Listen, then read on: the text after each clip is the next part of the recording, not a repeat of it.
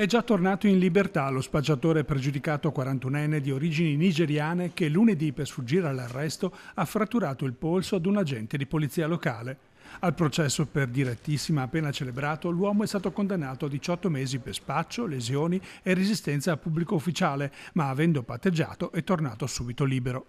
Una situazione paradossale che vede ancora una volta vedere aggredito e ferito un agente di polizia locale che, tentando di immobilizzare il malvivente, ha subito una frattura articolare con una prognosi di 20 giorni.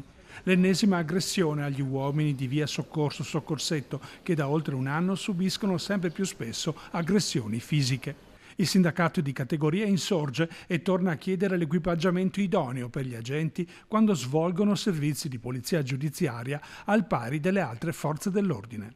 Questa vicenda dimostra per l'ennesima volta che gli operatori vengono mandati in strada senza strumenti adeguati e senza garanzie di sicurezza.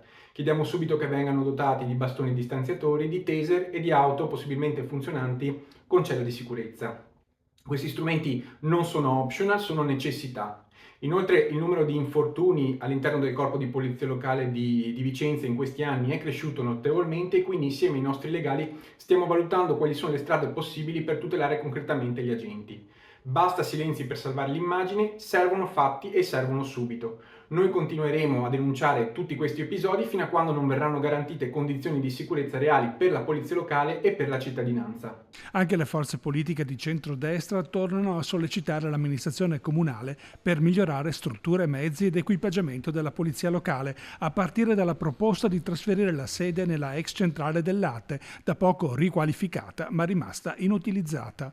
In testa alle priorità nella lista delle richieste resta l'adozione del taser. Sono anni che noi diamo la possibilità all'amministrazione di prendere decisioni coraggiose. Qui abbiamo oltre 1 migliaio di firme raccolte in poche settimane proprio per far capire che la volontà popolare dei cittadini è quella di dotare gli agenti di strumenti adeguati, di mezzi adeguati, che tutelino non solo la sicurezza degli agenti ma anche quella dei cittadini. La nostra solidarietà piena va all'agente di polizia locale di Vicenza ferito e quindi che si è rotto il polso durante l'aggressione da parte di uno spacciatore nigeriano. Quindi massima solidarietà, ma l'amministrazione deve prendere con coraggio decisioni anche coraggiose.